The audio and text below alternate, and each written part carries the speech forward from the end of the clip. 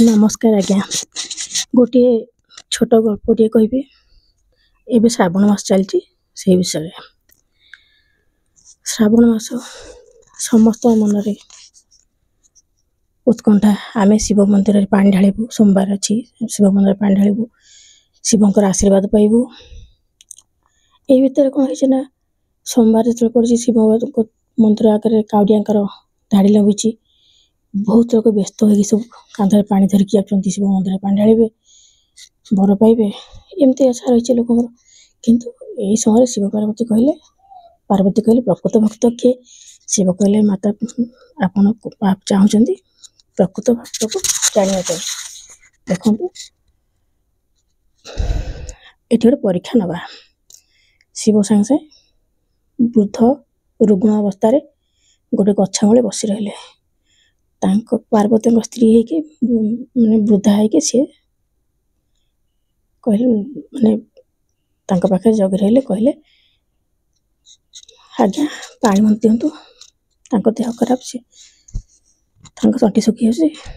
पानी पैसे व्यस्त हो पानी दिखाँ पाऊनी बहुत बेकल हो वृद्धा जनक मागिले लोक जी काउड़िया कहीं शुणु था चाहू था सीधा आसी चली था शिव मंदिर केमती पहुँचे केमती शिवों पर पानी ढाड़े से गोटे लेखा किए गोटे निशा से क्या चाहिए कि माने किए डाकिला ध्यान ना